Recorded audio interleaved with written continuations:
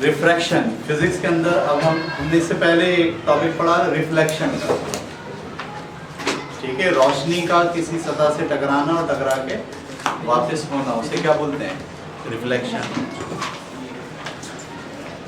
ये रोशनी का एक फेनोमेना, रोशनी ऐसा करती है जब किसी सतह से टकराती है तो टकरा के वापस होती है। इसकी इस खासियत को हम क्या बोलते हैं? रिफ्लेक्शन। अब हम रोशनी की एक और खासियत को पढ़ने जा रहे हैं और उस खासियत का नाम क्या है?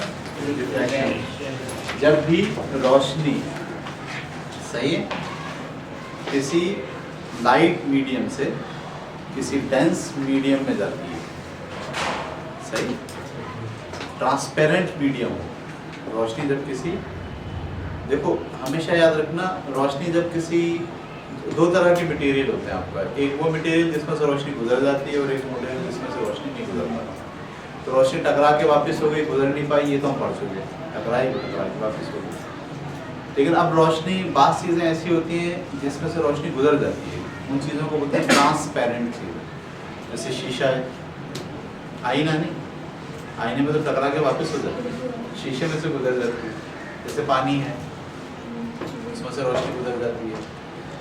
ठीक है, जैसे मिट्टी का तेल है, उसमें से रोशनी अगर डालेंगे तो रोशनी गुजर जाएगी। तो वो चीज़ें जिसमें से रोशनी गुजर जाती है, सही, उन चीज़ों को कहते हैं ट्रांसपेरेंट चीज़ें, ट्रांसपेरेंट। और जिन चीज़ों में से रोशनी नहीं गुजरती उसे कहते हैं नॉन ट्रांसपेरेंट चीज़ें। तो हम रोशनी के टकरा के वापस होने को स्टडी कर चुके, अब उन चीज़ों को स्टडी करने जा रहे हैं, या रोशनी की सलाहियत को स्टडी करने जा रहे हैं जिसमें रोशनी टकरा के वापस नहीं होती बल्कि ट्रांसपेरेंट चीज़ के अंदर दाखिल हो जाती है। ठीक है, तो जब रोशनी एक मीडियम से, एक ट्रांसपेरेंट मीडियम से किसी दूसरे ट्रांसपेरेंट मीडियम में दाखिल होती है तो रोशनी अपना रास्ता छोड़ देती है, अपने रास्ते पर नहीं रहती, सही, बल्कि अपने रास्ते से हट जाती है। रोशनी का ये जो बिहेवियर है, इस बिहेवियर को आप क्या कहते हैं? रिफ्रैक्शन। रोशनी जब किसी लाइट मीडियम से डेंस मीडियम में दाखिल होती है, मीडियम दोनों कौन से हैं? ट्रांसपेरेंट। दाखिल होने का मतलब ही क्या है? आप कौन से मीडियम को स्टडी कर रहे हैं? ट्रांसपेरेंट। अगर टकरा के वापस हो रही है तो बात दूसरी होगी। अब सिर्फ उन मीडियम्स की बात हो रही है जिसमें रोशनी जाएगी और दाखिल हो जाएगी। तो दाखिल होगी तो क्या बिहेवियर पेश करेगी, इसका मुकाबला हम कर रहे हैं। तो रोशनी जब किसी लाइट मीडियम से डेंस मीडियम में दाखिल, ये जो हवा है ये लाइट मीडियम, और जब उस पानी है आपका, उसमें रोशनी दाखिल होगी तो हवा के मुकाबले में पानी क्या है? डेंस है। तो रोशनी जब किसी लाइट मीडियम से किसी डेंस मीडियम में दाखिल होती है तो अपना रास्ता बदल लेती है। कैसे? फर्स्ट कीजिए, ये मैंने एक जगह बनाई है जहाँ पानी है और ये हवा है, तो ये रोशनी आ रही है। उसूलन तो रोशनी को कैसे जाना चाहिए था? सीधा, लेकिन रोशनी सीधा नहीं जाती, बल्कि इस सतह का जो परपेंडिकुलर है उसे जो एंगल बनाती है, सतह में जब दाखिल होती है तो अपने परपेंडिकुलर की जानिब झुक जाती है रोशनी, यूं यूं हो जाती है।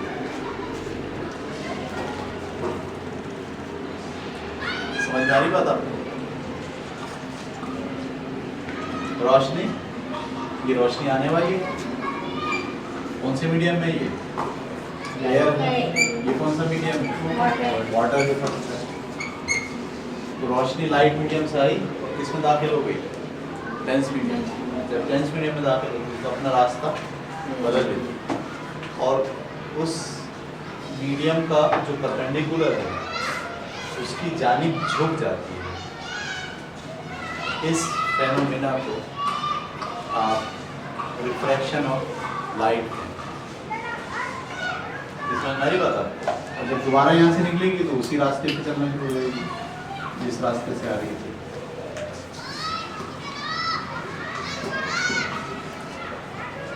ठीक है, इसकी मैंने मिसाल आपको दी थी कि आप एक गिलास पानी ले लें, उसमें पेंसिल डाल के देखें, आपको पेंसिल सीधी नहीं दिखेगी। कैसे दिखेगी? आप इसको यूँ देखते हैं आपको पेंसिल पानी के अंदर जो यूँ दिखती है और आपकी जो बाहर पेंसिल होती है वैसे पेंसिल सीधी नहीं। वजह क्या है कि जो रोशनी पानी में से आ रही है वो कुछ और है और जो हवा में से आ रही है वो कुछ और है। दोनों के रास्ते एक जैसे नहीं। ठीक है, तो अल्फाज में कैसे बयान करेंगे रोशनी का ये जो बिहेवियर है कि रोशनी जब किसी लाइट मीडियम से डेंस मीडियम में दाखिल होती है तो वो अपने रास्ते से हट जाती है और मीडियम के परपेंडिकुलर की जानिब झुक जाती है। ये परपेंडिकुलर क्या होता है? सही है, ये मीडियम है, ये इसका क्या होगा? परपेंडिकुलर होगा। मीडियम यूँ रखा हुआ आपने, ये इसका क्या होगा? परपेंडिकुलर होगा। तो रोशनी परपेंडिकुलर से जो एंगल बनाते हुए जाती है, अंदर जब दाखिल होती है मीडियम में तो उसके परपेंडिकुलर से वही एंगल नहीं बनाती बल्कि थोड़ा सा परपेंडिकुलर की तरफ झुक जाती है। ये परपेंडिकुलर कहीं पे कोई भी मीडियम रखती है। मैं पानी की मिसाल दे रहा हूँ, पानी की सतह का ये परपेंडिकुलर है तो मैं यूँ सोच रोशनी क्यों आ रही है, अंदर सीधी नहीं जाएगी बल्कि वो जो परपेंडिकुलर है उसका उसकी जानिब झुक जाएगी। और अगर मैं कोई चीज़ ऐसे रखा हूँ मिसाल के तौर पर मैं जो है कमरे में हूँ और ये बहुत मोटा शीशा है, सही, और कुछ लोग वहाँ हैं, मैं इस कमरे में हूँ, बीच में क्या लगा हुआ है? बहुत मोटा शीशा, और कुछ लोग वहाँ हैं। मैं यहाँ से जब जाऊँ खड़ा हूँ उस पर रोशनी पड़ के शीशे में से जाएगी, शीशे में से जाके जब हवा में किसी और डायरेक्शन में जाएगी वो शीशे में थोड़ी सी मुड़ जाएगी। तो वहाँ जो लोग मुझे देख रहे होंगे वो मुझे एग्जैक्टली वो नहीं देख रहे होंगे जहाँ मैं हूँ, वहाँ मैं नज़र नहीं आऊँगा बल्कि वो मुझे किसी और डायरेक्शन में हल्का सा फर्क के साथ देख रहे हैं। ये बात समझ में आ रही है आपको? तो ये रोशनी का ये जो बिहेवियर है जिसमें वो लाइट मीडियम से जब डेंस मीडियम में जाती है तो अपने परपेंडिकुलर की जानिब झुक जाती है। इस फेनोमेना को क्या कहते हैं? रिफ्रैक्शन। अच्छा, इसको उल्टा भी कह सकते हैं, रोशनी जब डेंस मीडियम से, ये डेंस मीडियम है, कौन सा मीडियम है ये? और ये इसका परपेंडिकुलर है, ये एंगल बना रही है। जब डेंस मीडियम से लाइट मीडियम में जाती है, हाँ, तो इसको अब हम उल्टा भी कर सकते हैं। उल्टा ऐसे कर सकते हैं कि जब रोशनी किसी डेंस मीडियम से लाइट मीडियम में दाखिल होती है तो अपने परपेंडिकुलर से दूर हट जाती है। ठीक है, यहाँ हम क्या कह रहे थे? रोशनी जब किसी लाइट मीडियम से डेंस मीडियम में दाखिल होती है तो परपेंडिकुलर की जानिब झुक जाती है। तो यहाँ हम क्या कह रहे हैं? जब रोशनी डेंस मीडियम से लाइट मीडियम में दाखिल होती है तो अपने परपेंडिकुलर से दूर हट जाती है। इस फेनोमेना को क्या कहते हैं? रिफ्रैक्शन। रिफ्लेक्शन नहीं बल्कि रिफ्रैक्शन। अच्छा, जब अगर हम सिर्फ इसको ना देखें, अभी सिर्फ लाइट से डेंस को देखें तो ये जो आपके पास एंगल है परपेंडिकुलर के साथ जो बना रही है आने वाली रोशनी, इसको कहते हैं इंसिडेंट एंगल।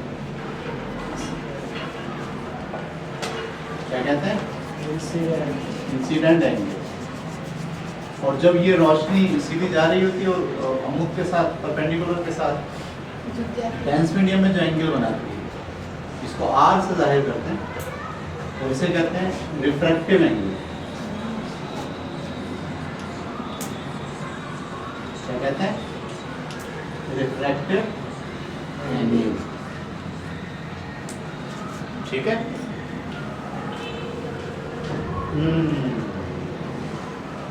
इंसिडेंट एंगल और रिफ्रैक्टिव एंगल। ठीक है, जब रोशनी लाइट मीडियम से डेंस मीडियम में जाती है तो लाइट मीडियम के परपेंडिकुलर के साथ जो वो एंगल बना रही है वो आई या इंसिडेंट, और डेंस मीडियम के अंदर जो परपेंडिकुलर है उसके साथ जो एंगल बना रही है वो कहलाता है रिफ्रैक्टिव एंगल। क्लियर हो गई बात? अच्छा, इसमें यहाँ पर जो सोच है ना वो ये है, ऐसा क्यों होता है? सवाल ये ऐसा इसलिए होता है कि रोशनी की स्पीड यहाँ कुछ होती है और यहाँ इस वाले मीडियम में कुछ और होता है। सही है, रोशनी यहाँ जब सफ़र करती है तो उसको हवा में इतनी ज़्यादा रेजिस्टेंस नहीं मिलती, मदद से चलती है, लेकिन जैसे वो शीशे में आती है या पानी में आती है या शहद में जाती है, किसी ऐसी चीज़ में जो तो वहाँ पे उसको क्या मिलती है, मालिक्यूलों की रेजिस्टेंस मिलती है, उसकी स्पीड पे क्या हो जाता है, फर्क पड़ रहा है। देखो ये जो फर्क पड़ा है ना, वो पहले यहाँ जब थी तो इतना फासला तय कर दी थी, अंदर आए तो उसने फासला पहले से मुकाबले में क्या किया, कम किया या ज़्यादा किया, कम किया। कम करने का तो उसकी स्पीड क्या होगी, कम हो गई। तो असल में इन दो मीडियम्स में रोशनी की स्पीड का जो फर्क पड़ रहा है, इसी को हम रिफ्रैक्शन कहते हैं। सही है। अच्छा, फिर इसके लिहाज से हम मीडियम को स्टडी करते हैं, कौन सा मीडियम रोशनी की इस पर स्पीड पर क्या असरात डालता है, कौन सा मीडियम रोशनी की स्पीड पर क्या असरात डालता है। तो स्पीड तो मालूम करना बहुत मुश्किल होता है, तो हम ज्योमेट्री का अंदाज इख्तियार करते हैं। इस एंगल के सामने वाला ये क्या है, परपेंडिकुलर, और इस एंगल के सामने वाला ये क्या है, परपेंडिकुलर। सामने वाले परपेंडिकुलर को क्या कहते हैं आप, साइन, साइन आई। ये जो वैल्यू है ये क्या है, इसका साइन है, इस रोशनी की स्पीड का साइन आई। तो ये जो वैल्यू है इस रोशनी की स्पीड का क्या है, साइन आर है। सही। जो रेशो इस और इसके दरमियान बनेगी वही रेशो इस और इसके दरमियान बनेगी। समझ में आ रही पता। यानी अगर आप ये पता चलाना चाहते हैं कि रोशनी की स्पीड जो लाइट मीडियम में वो कितनी है और रोशनी की स्पीड जो डेंस मीडियम में वो कितनी है, इन दोनों के दरमियान जो रेशो होगी वो उस मीडियम का रिफ्रैक्टिव इंडेक्स कहलाता है। सही। मीडियम का रिफ्रैक्टिव इंडेक्स ऑफ मीडियम क्या कहलाता है, क्या होता है, रेशो होता है लाइट मीडियम की के अंदर स्पीड, मैं यहाँ लिखूँ स्पीड इन लाइट मीडियम और speed in dense medium.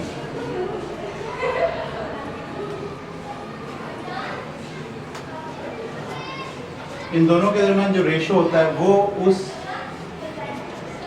Medium का रिफ्रैक्टिव इंडेक्स कहलाता है। लेकिन टर्म्स हैं, इसको याद रखना।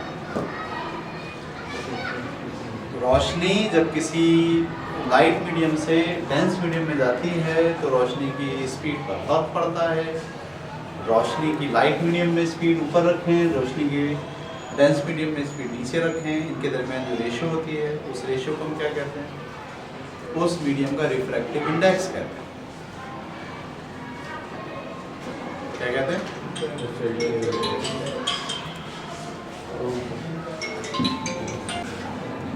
ठीक है भाई। कुछ पकड़ पा रहे हैं आप लोग या नहीं पकड़ पा रहे। लाइट मीडियम में जो स्पीड है और जो डेंस मीडियम में जो स्पीड है उनके दरमियान जो रेशो होता है उस रेशो को आप क्या कहते हैं, उस मीडियम का इंडेक्स कहते हैं। ये असल में ना बड़े चालाक है साइंटिस्ट। वो मीडियम को रोशनी को मीडियम की बुनियाद पर पढ़ेंगे। मसला एक रोशनी तो नजर नहीं आती तो कैसे पढ़े, तो रोशनी को रिफ्लेक्शन की बुनियाद पे पढ़ा। समझ में आई बात। सिर्फ हमको रोशनी की स्पीड का पता है बस, 10 की पावर 8 होती है इस वजह से। अब हम रोशनी को स्टडी कैसे करें, तो हम रोशनी को बताते खुद पढ़ने के बजाय उसका डिफरेंट चीज़ों में जो इम्पैक्ट है ना वो पढ़ रहे हैं, और इम्पैक्ट पढ़ के हम अंदाज़ा लगा रहे हैं कि रोशनी जो है वो कैसे हो सकती है। ठीक है। तो रोशनी का एक इम्पैक्ट ये है कि वो टकरा के वापस होती है, इसको हमने पढ़ लिया। एक इम्पैक्ट रोशनी का ये है कि जब वो किसी जो है वो ट्रांसपेरेंट मीडियम में दाखिल होती है तो वो फिर वो बिहेव चेंज करती है अपना, वो सीधी नहीं जाती बल्कि वो अपने परपेंडिकुलर की तरफ झुक जाती है डेंस मीडियम वगैरह। अब ये जो इसका बिहेवियर है इसकी क्या वजूहत, इसकी वजूहत यही है कि उसकी जो स्पीड है वो नहीं रहती जो लाइट मीडियम में। इन दोनों की स्पीड के दरमियान जो रेशो होती है उस रेशो को आप उस मीडियम का रिफ्रैक्टिव इंडेक्स कहते हैं। क्या कहते हैं? Refractive index of any medium is called the ratio between the light medium, speed of light in light medium और speed of light in dense medium. इन दोनों के दरमियान जो रेशियो पाया जाता है उसे उस मीडियम का रिफ्रैक्टिव इंडेक्स कहते हैं। आमतौर पर ये जो लाइट मीडियम होता है उसको हम स्पेस मानते हैं, और डेंस मीडियम उसको हम क्या मानते हैं? जो पानी है, शीशा है, दीगर चीज़ें हैं, तेल है, ट्रांसपेरेंट मीडियम। लेकिन यहाँ स्पीड मालूम करना और यहाँ स्पीड मालूम करना ज़रा मुश्किल काम है, समझ में आई बात? तो बजाय इसके कि हम स्पीड पर जो है वो तकिया करें रिफ्रैक्टिव इंडेक्स का, हम क्या करते हैं कि इस स्पीड के वेक्टर का ये वाला साइन और इस स्पीड के वेक्टर का ये वाला साइन, जो रेशियो इन दोनों के दरमियान होती है, sine I divided by sine R, वही रेशियो दरअसल किसके दरमियान होती है? उनकी स्पीड के दरमियान होती है। तो ये बड़ा ज़बरदस्त काम हो गया। तो रिफ्रैक्टिव इंडेक्स किसी भी मीडियम का बराबर होता है किसके? ये म्यू क्या है? जो रिफ्रैक्टिव इंडेक्स को शो करता है, ये किसके बराबर होता है? लाइट मीडियम के अंदर जब रोशनी आ रही थी तो परपेंडिकुलर के साथ उसने जो एंगल बनाया था उसका साइन थीटा, और डेंस मीडियम में दाखिल होने के बाद परपेंडिकुलर के बाद झुकने के बाद उसने जो एंगल बनाया था उसका साइन थीटा। इन दोनों को अगर डिवाइड करेंगे क्या जवाब आ जाएगा? उस मीडियम का रिफ्रैक्टिव इंडेक्स आ जाएगा। ये वही आएगा जो ये वाला बात करने से आएगा। अब जैसे आपके पास शीशा है, उसका रिफ्रैक्टिव इंडेक्स 1.5 है। 1.5 का क्या मतलब हुआ? 1.5 का मतलब ये हुआ कि हवा में रोशनी और शीशे में रोशनी 1.5 और 1 का रेशो है। हवा में रोशनी 1.5 है और शीशे में रोशनी 1 है। स्पीड की बात करें, 1.5 होने का क्या मतलब है? 1.5 होने का मतलब रेशो अब जब आप नापते हैं 1.5 तो इसकी 1.5 है और इसकी 1 है। इसको हमेशा 1 मानते हैं डेंस मीडियम को। और कितनी निकलती है? 1.5 निकलती है। इसका मतलब है हवा में 1.5 होती है और डेंस मीडियम में उसकी स्पीड 1 होना है। इस हिसाब से आप बोलेंगे वहाँ 150 है तो यहाँ 100 है। आम हवा में 150 है तो शीशे के अंदर कितनी है? 100 है। ये जो रेशियो, और ये शीशे की खासियत हो गई, उसका रिफ्रैक्टिव इंडेक्स कितना? 1.5। ठीक है, इसी तरीके से डिफरेंट चीज़ों का हम रिफ्रैक्टिव इंडेक्स मालूम करके रोशनी का बिहेवियर समझने की कोशिश करते हैं कि ये रोशनी डिफरेंट मीडियम में जाके कैसा बिहेवियर पेश करता है। तो अगर मैं आपसे कहूँ रिफ्रैक्टिव इंडेक्स क्या होता है, तो इतनी सारी बातें कहने के बजाय आपको सिर्फ क्या कहना है? इंसिडेंट एंगल का साइन और रिफ्रैक्टिव एंगल के साइन का रेशो किसी भी मीडियम का रिफ्रैक्टिव इंडेक्स होता है। क्या होता है रिफ्रैक्टिव इंडेक्स? इंसिडेंट एंगल का साइन और रिफ्रैक्टिव एंगल का साइन के दरमियान जो रेशो पाया जाता है वो रेशो उस मीडियम का रिफ्रैक्टिव इंडेक्स होता है। ठीक है।